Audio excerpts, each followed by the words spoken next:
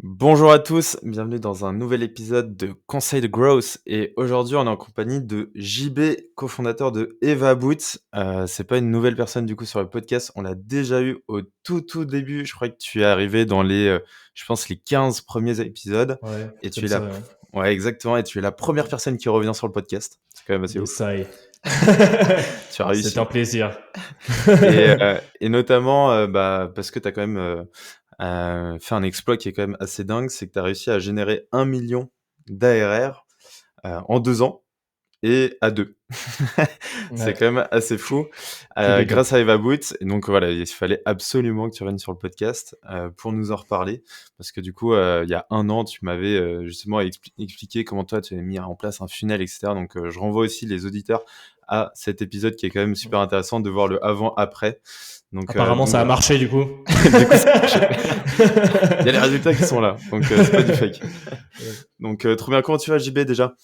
Ça va très bien et toi? Bah, écoute, c'est un plaisir de revenir, hein. La première fois, c'était hyper cool, donc avec plaisir de repartir pour un deuxième épisode.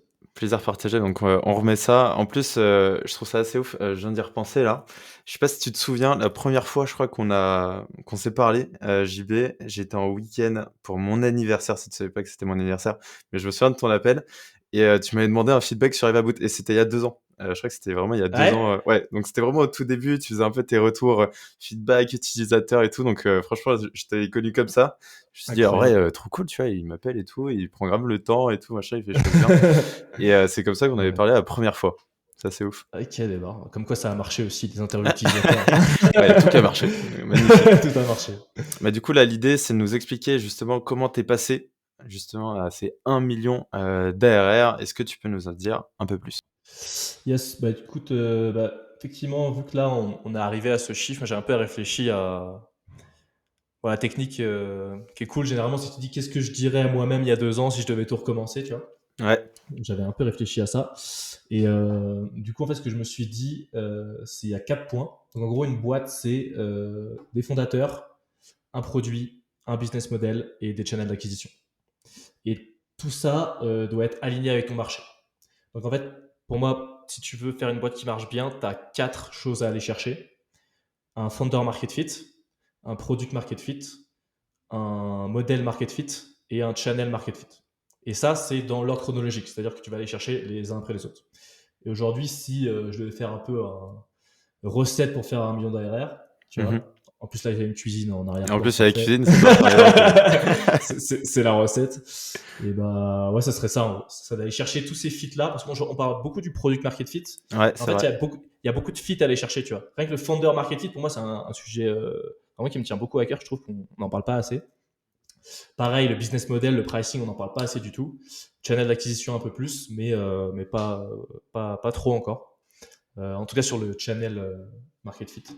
Donc voilà, si je devais tout recommencer, ce serait ces 4 points en gros que j'aborderais, quoi. Trop cool. Bah, je suis carrément chaud qu'on aille du coup dans le détail de ces 4 points. Ouais. Et on commence du coup par le founder market fit. Qu'est-ce que tu entends par là? Ok, founder market fit, en gros, c'est est-ce que tu es la bonne personne pour faire cette mission, ce projet. Il y a 2 étapes déjà. Bah, déjà, première étape, la base, c'est pourquoi tu veux entreprendre. Entreprendre, c'est dur. Donc, en fait, si tu n'as pas des motivations profondes et solides, tu vas abandonner. Typiquement, là, tu vois, devenir entrepreneur, lancer une boîte, c'est devenu un peu stylé, tu vois. C'est dire, ah ouais, là, j'ai ma boîte, j'ai ma startup, etc. Tu peux un peu faire le mec en disant ça, tu vois. C'est cool à dire. En soirée, c'est cool, tu vois. Sauf qu'en fait, si tu bases ton envie d'entreprendre sur le besoin de reconnaissance des autres, ça, c'est très, très faible comme motivation. Et si jamais c'est ta seule motivation et dès que ça va devenir dur, tu vas abandonner. Donc, déjà, compte sur tes motivations à devenir, déjà à faire un projet. Donc pour moi, en fait, il y a besoin de reconnaissance, c'est carrément trop faible. Il y a 3 trucs. Il y a 3 trucs. En gros, pour moi, il y a argent, passion, impact. Tu vois. L'argent, ça peut être une motivation en soi. Hein, il y a pas de honte à avoir du tout. Tu es passionné par le sujet ou tu vas avoir un impact sur la société, sur le monde. Je te donne un exemple. Typiquement, quand j'ai commencé, tu vois, j'ai démissionné, j'avais pas le chômage, j'avais 300 euros de prêt à rembourser par mois. Ces mensualités, elles allaient passer à 800 euros par mois en septembre. Donc la motivation était facile à trouver, il fallait que je gagne de l'argent très vite. Tu vois.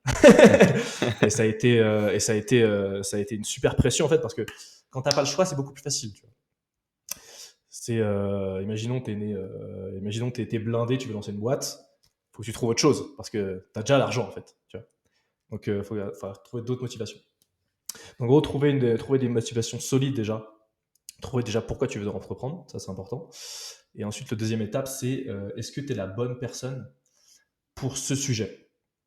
Est-ce que tu vois, typiquement, il y a des couples, tu vas dire, ah, ils vont trop bien ensemble, et l'autre, tu vas dire, mais qu'est-ce qu'ils foutent ensemble, ça va pas du tout, ça marche pas, tu vois. Et tu le ressens un peu de l'extérieur. Tu te dis, lui, là, dans ce marché-là, bizarre, tu vois.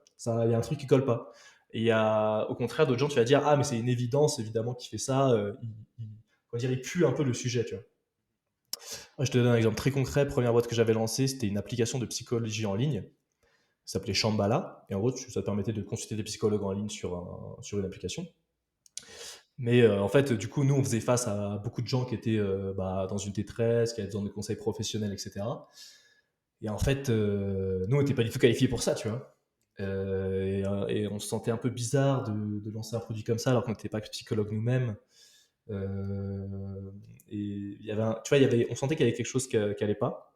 Et au final, on a fini par abandonner le projet parce qu'on s'est dit non, en fait, ça, c'est un projet, il faut que ce soit des psychologues qui le lancent, tu vois. Il faut qu'il y ait au moins un psychologue dans l'équipe. Parce que malgré, en fait, le truc, c'est, tu peux avoir des bonnes intentions. Nous, on avait des bonnes intentions, on voulait vraiment faire un truc qui aide les gens, etc. Mais tu peux avoir les bonnes intentions, mais pas être la bonne personne, tu vois. Et c'est important, en fait, de trouver. Et le secret, c'est en fait, dans quel marché je suis, tu vois. De quel marché je fais partie déjà, tu vois. Et là, typiquement, je m'étais pas forcément rendu compte, mais en fait, ça faisait 4-5 ans que je m'intéressais beaucoup aux grosses, que je testais des outils, je faisais des automatisations LinkedIn. À l'époque où tu pouvais ajouter 1000 personnes par jour. Je jouais pas mal avec ce truc-là. J'avais des potes dans le gros, etc. Je m'étais pas forcément rendu compte, mais en fait, ouais, c'était un peu, avec le recul, une évidence de faire un produit là-dedans parce qu'en fait, tes clients potentiels sont tes potes, en fait. Typiquement. Ou alors, tu règles ton propre problème. Tu vois, typiquement, nous, sur la psychologie, bah, on n'avait pas forcément besoin de ça, mais on l'avait fait quand même. Et alors que là, sur Everboot, c'était un truc, c'était Robin, quand il a créé le truc, c'était son propre problème. Et moi, je m'intéressais au sujet aussi, donc je savais que ça intéressait les gens. Tu vois. Donc, très important de trouver un truc pour lequel ce soit une évidence pour toi un marché dans lequel c'est une évidence de lancer un produit pour toi, tu vois, dans lequel tu fais déjà partie, en fait. Et ça, je suis assez d'accord, tu vois, je fais écho à ce que tu dis. Moi, là, je suis en train de vivre exactement ça, tu vois, avec Tailleur. Tu vois, c'est une boîte que j'ai créée et qui fait des costumes à base de matière recyclée. Donc, j'ai créé avec Paul. Ça fait 2 ans et demi qu'on est sur le projet. On fait pas mal de protos, c'est un side et tout, etc. Mais en fait, là, on s'est rendu compte, en tout cas, moi, je me suis rendu compte que c'est beaucoup plus le B2B qui m'intéresse, le marché du digital et pas du tout, en fait, le produit et du B2C. Donc, tu as totalement l'inverse de Tailleur. Et du coup, tu vois, j'en ai pas mal parlé avec Paul, etc. Et en fait, voilà, on s'est rendu compte que, bah voilà, c'est pas ce type de marché que j'ai envie d'adresser et je serais pas le bon CEO, tu vois, pour porter cette boîte. Donc là, tu en es en train de trouver quelqu'un qui va me remplacer et ça fait totalement écho avec ce que tu dis. Donc ouais, je m'identifie vraiment à ça, ouais. Mm. Ça, exemple parfait, c'est. En fait, potentiellement, tu vas bosser 10 ans sur le sujet. Parce que, tu vois, au moins, au minimum, si ça marche, tu vois, si ça marche, ça peut durer 10-20 ans. Tu vois. Donc, faut un truc sur lequel tu peux rester 10 ans sans t'ennuyer, tu vois. Donc, il faut quand même que ça soit des trucs hyper profonds, hyper ancrés dans tes motivations. Et du coup, ouais, quand tu as trouvé ça, on va dire, sur la partie Founders, j'imagine que bah, c'est le produit qui vient après. Et donc ce product market fit qu'on entend beaucoup, un peu à droite à gauche, Ouais. comment toi tu le définirais? Moi, je dirais, c'est quand tu as réussi à construire quelque chose que les gens veulent. C'est très simple, et tu vois, la devise de Y Combinator, c'est make something people want. Donc faire un truc que les gens veulent. Ça peut pas et ça peut paraître, c'est quand même le meilleur incubateur du monde entier. Et leur devise, c'est make something people want. Donc tu vois à quel point c'est évident, mais en fait tout le monde l'oublie quoi. Tu vois. Et tu as beaucoup de gens qui, typiquement, il y a le truc de la vision, de moi j'ai cette vision d'un produit pour le marché, ça va marcher, etc. En fait, tout le monde s'en fout de ta vision des choses. Tu vois. Ta vision, elle existe que dans ta tête, elle n'est pas partagée par. Enfin, elle est peut-être partagée par personne. La seule vérité, c'est celle qui sort de la bouche des clients. Tu vois. Et là, du coup, pour trouver le produit market fit, il faut devenir son marché, quoi. Il faut passer tellement de temps avec tes clients que quand ils te répètent un truc, tu te dis, ah putain, ça, je l'ai déjà entendu 15 fois, j'en ai marre, tu vois. Mmh. Ça, là, je pense que la vraie métrique de quand tu connais ton marché, c'est t'apprends rien quand tu parles, t'apprends plus rien quand tu parles à un nouveau client presque, tu vois. Si tu dis, ah oui, le même problème, le même, etc., il veut les mêmes choses. Quand tu arrives à ce niveau-là de connaissance de ton problème et de ton marché, là, ça veut dire que tu peux construire un produit qui va avoir un produit market fit. Euh, le conseil que je donnerais, et c'est ce qu'on a fait un peu, alors honnêtement, un peu sans faire exprès. On avait un peu cette idée, mais c'était pas ultra conscient à l'époque. C'est de pas écrire une seule ligne de code avant de parler à 100 personnes, quoi. Avant d'avoir une idée très claire de ce que tu veux faire. Nous, on a fait deux choses pour ça. Donc, premièrement, il y a eu un post LinkedIn qu'on avait fait, un peu par chance. Le truc avait pété. Bon, c'était le Covid, tout le monde était chez soi, etc. Mais en fait, on a fait, suite à ce post LinkedIn, on a fait genre entre 150 et 200 calls pendant 2 semaines. Et ouais, le truc marrant, c'est que je crois que je t'avais peut-être déjà raconté ça la dernière fois que j'avais oublié de désactiver le midi dans le calendrier. Du coup, de 8h à 18h, on était avec des sandwichs en train de faire des. On n'avait pas de pause déj, tu vois. Ouais. Et du coup, on a tout noté dans Notion. Et quand on a commencé, on avait énormément de matière, quoi. On Et avait tu fait un énormément de. post, sur quoi? C'est sur le pain, en particulier, tu ciblé un pain et tout et Ouais. tu disais: «Est-ce que ce que vous aussi vous identifiez?» C'était quoi? Donc là, je recommande, ouais, fake it until you make it. Donc tu fais semblant que tu as déjà le truc qui existe. En gros, tu décris le problème. Ah oui, ça fait mal, etc. J'ai une solution. Tu décris la solution. Si vous voulez tester la solution, mettez un commentaire. En fait, la solution, tu l'as pas et tu arrives en call et tu dis, bon, en fait, voilà, la solution, elle n'est pas terminée. On a besoin de feedback pour la terminer, tu vois. Mais c'est important de montrer que il y a une solution tangible qui existe parce que ça va motiver les gens à faire l'action de commenter et de faire le call. Parce que si tu dis, ah les gars, j'ai une idée, il n'y a rien, bah les gens vont faire, bon, encore un mec qui a une idée, est-ce que je vais faire un call avec lui? Pas ouf, tu vois. Alors que si tu dis, ah, j'ai commencé à faire un truc, etc., même si c'est pas à 100% vrai, et ben ça va motiver à faire le call. Et quand tu vas voir les gens en call directement, ils vont faire, ah, en fait, il y a pas de produit, bon, bah, c'est pas grave, je suis chaud pour donner des feedbacks, tu Ouais, bah, tu une histoire qui est assez sympa, celle de Dropbox. Je sais pas si tu vois, un peu vois. l'histoire de Ouais. Dropbox. Le mec, pareil, il avait une idée de, justement, gestion de fichiers et tout comme ça.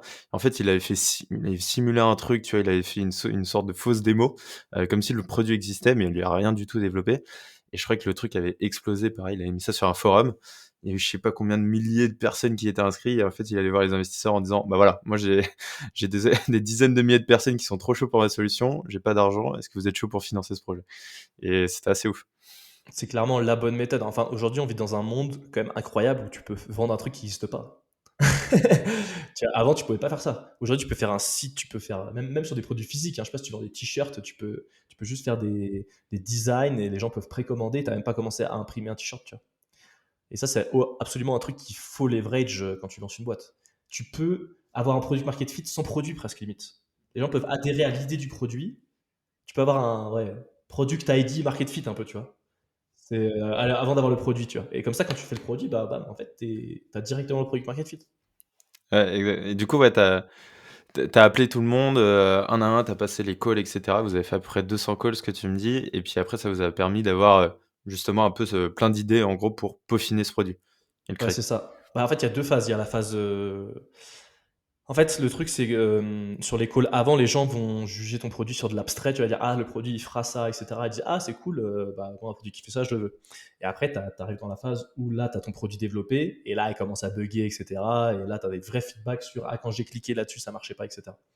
Donc, ça, pour le coup, nous, ça c'est un peu la deuxième phase de feedback. C'est quand nous, au début, sur les premiers utilisateurs, on demandait le téléphone. Et genre, dès qu'il y a un mec qui lançait un scrapping, je prenais mon téléphone, j'appelais, je faisais, est-ce que ça s'est bien passé ou pas? Tu vois.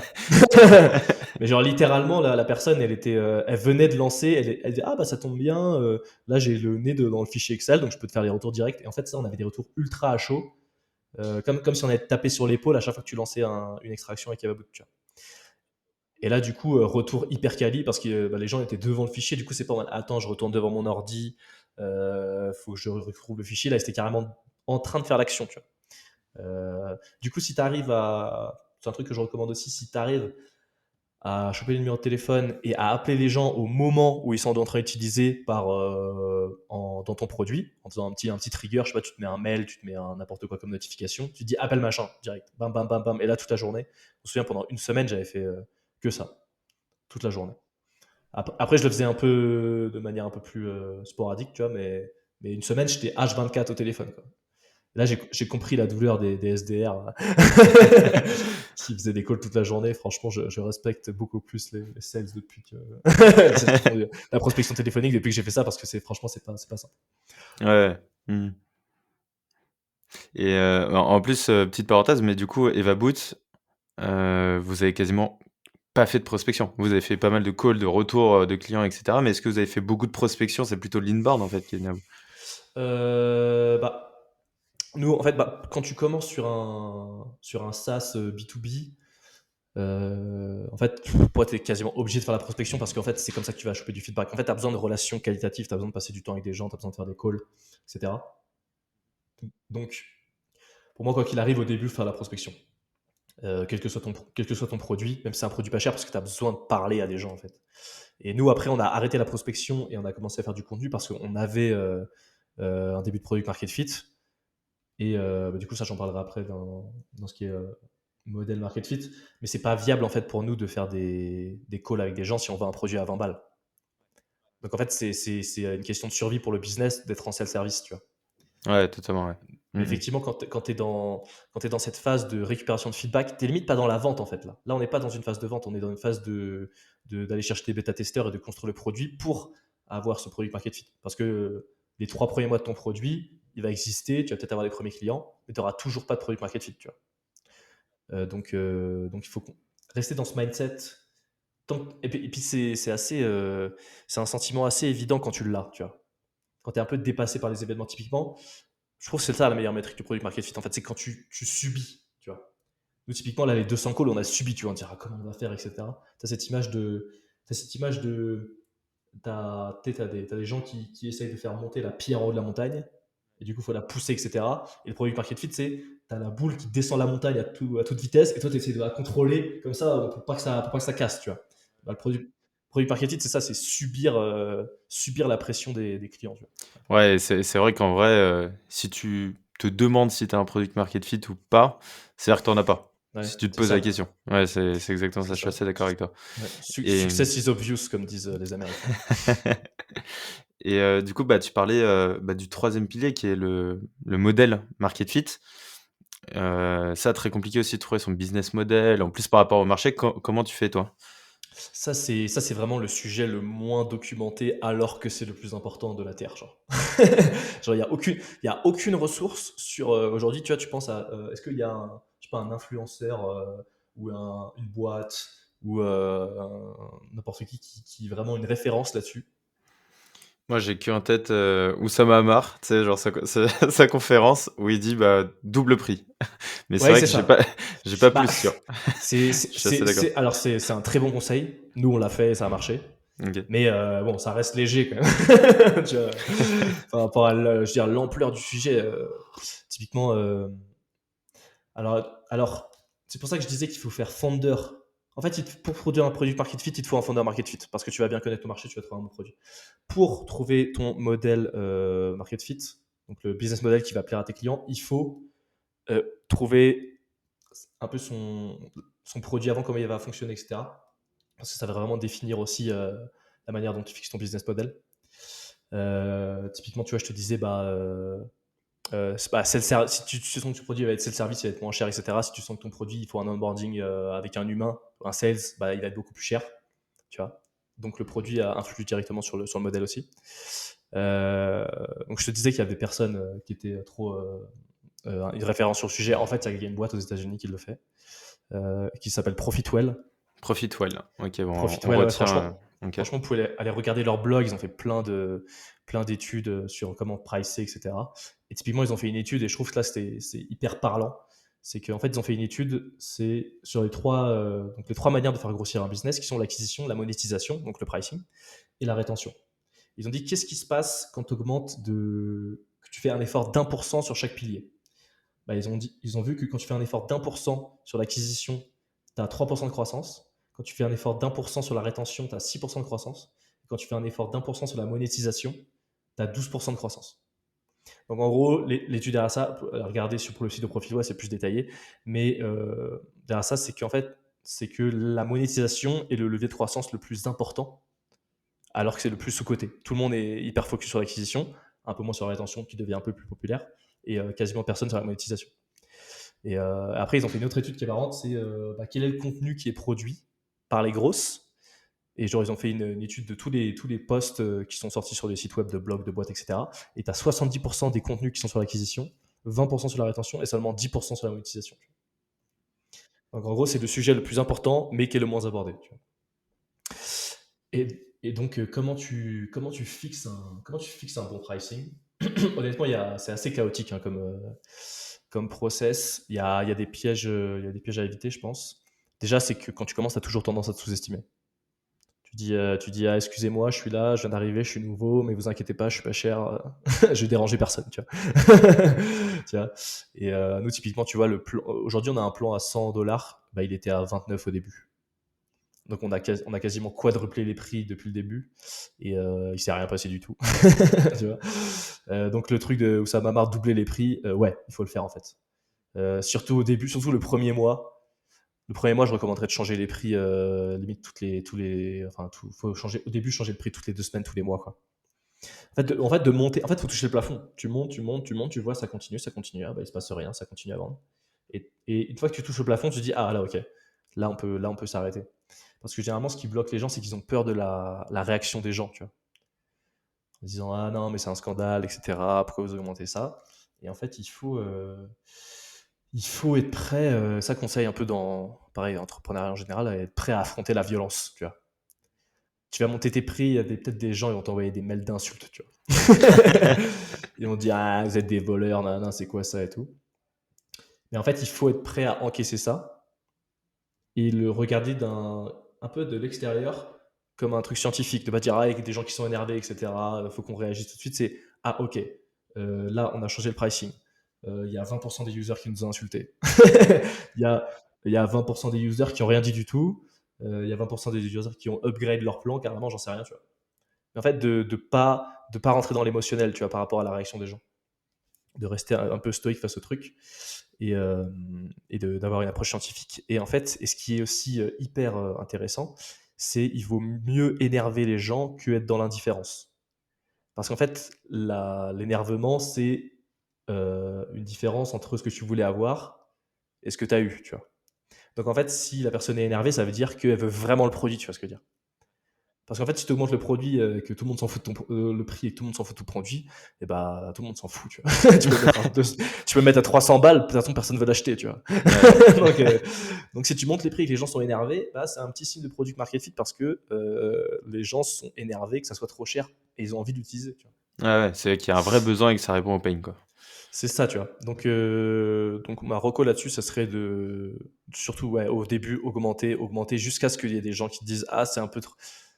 C'est un peu comme Apple. Pour moi, Apple, c'est vraiment la référence du pricing parce que tout le monde achète des iPhones, tout le monde achète des Mac, mais tout le monde dit que c'est un peu cher, tu vois. Tu vois, Apple, ils ont un truc, ah, le dernier iPhone, il est un peu cher, mais je vais l'acheter quand même. Ouais.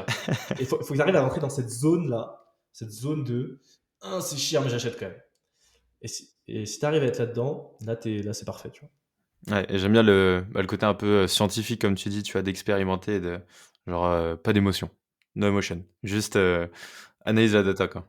C'est ça, surtout, surtout sur le pricing, c'est un truc qui va. Parce que en fait, ton pricing, c'est le truc qui scale le plus parce que tu vas le multiplier par ton nombre de clients.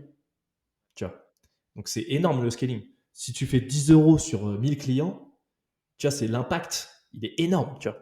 Donc il ne faut pas du tout négliger, même 5 euros, même 10 euros, même, et encore pour les boîtes qui vendent des produits plus chers, ça peut être des.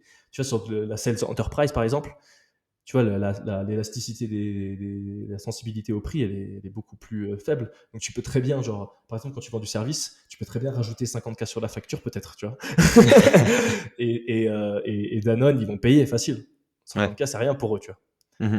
Donc, et pareil pour les freelances, et ça arrive souvent en freelance de se sous-pricer un peu. Franchement, moi, je recommande, tu vas à la confiance avec des clients, tu te dis, tu te augmentes ton TJM de 300 balles et tu vois ce qui se passe en face, tu vois. Et ça se trouve, il y en a, ils vont dire, ah bah oui, pas de souci. Tu vois. Faut y Ouais, aller à ça la conf un peu, en fait, quoi. ouais, ouais, faut tester en vrai, hein. De toute façon, c'est Ouais. si tu testes pas, tu resteras toujours au même prix et De toute façon, donc il y a pas de. C'est ça, en fait, le pricing, c'est vraiment un truc, il n'y a pas de prédictabilité, tu vois. Donc en fait, c'est un process chaotique, il faut l'accepter. Et quand tu es dans le chaos, la seule manière de tester des trucs, c'est de tenter à la confiance, tu vois, et de voir ce qui se passe. Parce que tu peux pas dire, tu peux faire la technique du ah oui, eux ils sont pricés à peu près comme ça, faire des benchmarks un peu avec la concurrence, mais ton produit sera jamais exactement pareil, ton marketing sera jamais exactement pareil. Donc faut vraiment essayer de se dire quel est le bon pricing qui va à ma boîte, tu vois, et pas simplement copier-coller un truc. Parce que ça se trouve, tu passes à côté d'une grosse opportunité, en fait. ouais, ouais, je vois ce que tu veux dire et hem et après le dernier pilier, si je dis pas de bêtises, c'est le channel market fit. Donc j'imagine c'est un peu, sur la partie, acquisition, communication, même peut-être avec tes users. Vous, qu'est-ce que vous avez mis en place avec Eva Boots qui a fait que ça a marché? En plus, moi, j'avais bien aimé, je me souviens, tu vois, le fait que, bah, tu utilises Eva Boots, pour ceux qui connaissent pas, bah, c'est une solution qui va te permettre, bah, d'extraire de la donnée, notamment de SalesNav, donc très niché, hein, quand même, comme, product et du coup, bah, tous tes utilisateurs, ils utilisent LinkedIn, logiquement et je me souviens, tu m'avais envoyé un petit message, bah, je pense automatisé, mais sur LinkedIn en me disant: «Est-ce que tu as eu un problème, justement, sur l'outil? J'ai vu que tu avais pas lancé de scrap depuis, 1 semaine» et en fait, tu as trouvé un canal qui est quand même plus intéressant ou sur lequel moi j'étais plus susceptible de répondre que par mail, par exemple. C'est ça, ouais. Bah, il y a deux choses là-dedans. C'est que là, on retourne un peu dans le product market fit qui est que même quand tu l'as, typiquement, nous, là, on a l'impression de, bon, quand même d'avoir à peu près un product market fit là. Euh, En fait, c'est aussi un process continu. C'est pas tu l'as et tu l'as pour toute la vie, tu vois. Ça peut changer, le marché peut évoluer, donc il faut faire attention à le garder. C'est pour ça que nous, on n'appelle plus les gens. Par contre, on envoie des séquences automatisées plutôt qui vont être des séquences d'activation et de feedback pour toujours. En fait, on a créé un système qui fait qu'on a 20 feedbacks par jour, tu vois, qui arrivent, voire plus. Avec des est-ce que tu as lancé un scrapping, est-ce que ça s'est bien passé, t'as pas lancé scrapping, pourquoi, et là on a des feedbacks, ah ça a bugué, ça correspond pas vraiment à mes attentes. Donc en fait tu crées un espèce de système une fois que tu as la première phase assez on va dire guérilla de j'appelle tout le monde. Il faut que tu crées un système pour maintenir ce retour de feedback en continu, être sûr de garder ton product market fit. Donc ça fait partie de ça. Effectivement, bah, LinkedIn, du coup là typiquement il y a un bon on pourrait dire channel product fit, tu vois, entre Eva Boot, les clients d'Eva Boot, ils sont sur LinkedIn, du coup, bah, ils traînent souvent sur LinkedIn, donc ils vont plus répondre sur LinkedIn que par email, et ça se vérifie parce que nous, sur nos séquences là d'activation, et bah, le taux de réponse par email, il est de 10, et le taux de réponse sur LinkedIn, il est de 50%. Tu vois. Ouais, ouais, c'est ouf. Donc il y a une différence assez énorme là-dessus. Ça, c'est un petit aparté. Et si on revient sur le channel market fit, du coup, ça va pas mal être lié aussi au modèle. C'est pour ça que j'avais mis dans cet ordre-là. Parce que c'est compliqué de choisir des channels sans avoir son modèle. Typiquement, nous, on est pas cher, self-service. Donc, on va pas faire de call. Parce que, imaginons, moi, je dis, OK, 1 heure de mon temps, c'est 100 euros. Ça veut dire que si je fais une démo, je fais 2 démos de 1 demi-heure. Ça veut dire qu'avec ces 2 démos, il faut que je vende plus de 100 euros si je veux être rentable. Donc, vu que nos produits ils vont de 19 à 3000, si je vends 2 fois 19, bah en fait, j'ai fait 2 calls pour vendre 40 balles, tu vois. Et ça, c'est. Après, je peux qualifier avant, etc. Mais là, aujourd'hui, on a même des gens qui achètent des abonnements à 2000 euros sans faire de call. Donc nous, c'est adapté au produit, on va dire. Tu vois. Si jamais tu es une agence, tu peux pas être service. Il faut que tu fasses un call parce que tu vends de l'humain. Donc tu es obligé de faire des calls. Tu vois. Et c'est ton business model. Donc il y a une grosse influence. En fait, le business model va presque définir en premier lieu tes channels. Parce que si tu es en service, tu vas faire de l'inbound directement. Et si tu es en vente d'entreprise, tu vas plutôt faire de l'outbound. Et après, les deux s'opposent pas. Tu peux faire les deux en même temps pour qu'elles se nourrissent. Tu vois. Mais ça va avoir un gros impact. Et après, sur le test, donc, comment choisir ce channel d'acquisition? Moi, je recommande vraiment de début dans une phase très ouverte. Tu vois. C'est ce qu'on a fait au début. On a testé un prospection, on a un peu testé d'ads. tester du SEO, tester du YouTube et se dire voilà, qu'est-ce qui marche en fait, tu vois. Et peut-être pas partir avec trop de préjugés, parce qu'il y a des trucs qui peuvent marcher. Typiquement, le post LinkedIn, je pensais pas du tout que ça allait marcher. Tu vois, le truc, il a fait 200 likes, tu vois, donc tu peux avoir des bonnes surprises. Donc, au début, une première phase un peu d'exploration en disant voilà, quels sont les channels les plus susceptibles de marcher. Voilà, je vais tester ça, ça, ça. Et une fois que tu vois que, ah, ok, en fait, quand je mets un dans le SEO, ça fait 10, et quand je mets un dans la prospection, ça fait 3. Donc, on va plutôt garder le SEO, tu vois. Et dans la première phase, après, comme je t'avais dit, dans la première phase, tu as toujours de la prospection quand même. Parce que là, tu as envie de créer du lien, surtout sur des produits B2B. Mais si t'es pas cher, effectivement, il vaut mieux partir sur SEO YouTube du contenu directement. Parce qu'en fait, ce qui est cool avec ça aussi, c'est que tu as Ahref. Je me inspire pas mal d'Ahref sur l'acquisition. Parce que pareil, c'est que du self-service. Et pourtant, ils vendent des gros paniers moyens. Et t'as Team Solo, celui qui s'occupe du marketing là-bas, il parle de pré-boarding. En fait, pré-boarding, c'est t'apprends à utiliser le produit avant de t'inscrire. Tu vois. Et en fait, tout ce qui est article, blog, etc., nous, typiquement, t'arrives sur Evaboot, t'as déjà regardé la vidéo, t'as pas d'onboarding, t'as pas besoin de faire un onboarding dans le produit. T'as vu 5 vidéos où je t'explique comment ça marche. Donc en fait, t'es éduqué avant de sign up. Tu vois. Et ça, pour un produit self-service, c'est pas mal. Ouais, et puis t'as la version Href aussi, ils ont ce truc-là où tu peux, je crois qu'ils ont une version où tu mets un site internet, paf, il te fait un petit rapport en 2-2, très rapide.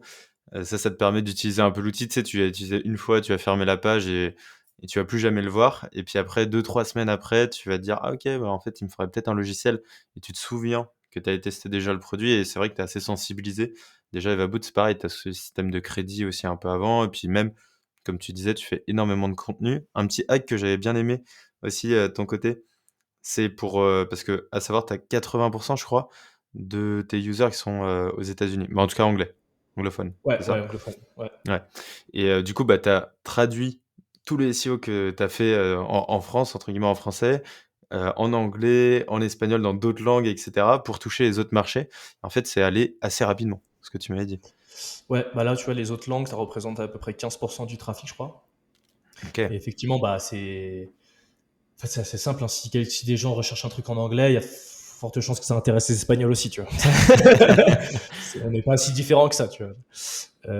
Donc effectivement, ça scale. L'inbound, ça scale. Moi, l'outbound, c'est vraiment fait pour les boîtes qui ont besoin de créer du lien, qui ont besoin de personnaliser leurs produits ou leurs services à la personne en face. Mais sinon, si tu es un SaaS, en fait, je vois beaucoup de SaaS qui font des démos pour vendre des produits à 50, 100 balles, etc. Mais t'as pas forcément besoin de ça, en fait. Tu vois. Le lien émotionnel, tu peux le créer. Parce que là, souvent, l'objection, c'est ah oui, mais créer du lien avec le client, etc. Mais si t'as une chaîne YouTube et que les gens ils te voient, etc., tu peux arriver à recréer ce sentiment de proximité via la vidéo sans forcément faire de call à chaque fois. Tu vois. Ouais, autrement, et que ce soit plus scalable. Mm, Moi, c'est le conseil, c'est faites de la prospection que si vous êtes obligé. En fait, c'est ça. Tiens. Parce qu'en fait, mm. il y a beaucoup de. En fait, si tes mots-clés sont pas tapés dans Google et que c'est cher et que c'est personnalisé, bah oui, là, t'as pas le choix en fait. T'as pas le choix parce que typiquement il y a un cas où, par exemple, si tu es service mais que, enfin, tu veux ces services mais que tu es un produit trop innovant, on va dire, t'es vraiment, les gens cherchent pas ça sur Google. Il faut que tu leur fasses découvrir, tu vois. Là, tu es obligé. Nous, typiquement, tout le monde tape comment utiliser un navigateur, comment exporter des leads, etc. Donc, on a juste à prendre l'intérêt qui existe déjà. Mais sur des produits, sur des logiciels qui vont être plus révolutionnaires, on va dire, tu vois. Là, faut faire découvrir aux gens. Donc là, tu es un peu pareil, obligé de commencer par la phase de progression ou d'ads à mort, tu vois. Et du coup, ça dépend aussi. Tes channels d'acquisition c'est là où est le channel market fit, typiquement, tu vois. Parce que est-ce que ton market, il est aware, tu vois, pour dire plein de mots anglais. Est-ce que ton market, il est problem aware, solution aware? Nous, tu vois, notre marché, il est très solution aware. Il sait qu'il y a des scrappers, il sait qu'il y a des automatisations, etc. Il va les chercher, il va taper sur Google. Peut-être tu as d'autres marchés qui sont juste problem aware. Tu vois, ils savent qu'il y a le problème, mais ils savent pas forcément, ils connaissent pas les solutions précisément. Et tu as des marchés qui sont carrément, ils sont pas problem aware, tu vois. Ils savent pas qu'ils peuvent gagner, ils peuvent économiser 10 000 euros par mois sur tel sujet. Ils savent pas en fait. C'est en dehors de leur cerveau. Et il faut que ce soit toi qui leur fasses découvrir. Et le niveau de maturité de ton marché sur ton problème va aussi définir tes chaînes d'acquisition. Tu vois. Et typiquement, le SEO YouTube, c'est un truc très solution aware. Tu vois, et problem aware un petit peu aussi. Mmh. En vrai, c'est ultra intéressant, même, bah, là, je pense que la réflexion que tu as dû faire de ces, OK, je fais la rétrospective, bah, l'introspection de ces 2 ans, tu essayes d'en faire des systèmes là, justement et je vois que toi, tu es très tourné aussi un peu système et je pense que c'est comme ça qu'il faut aussi réfléchir parce que souvent, on est vraiment dans l'action mais après, au final, en fait, c'est quand même pas mal de briques qui s'interposent et au final, tu peux prédire plus ou moins ce qui va se passer si tu as ces systèmes en tête.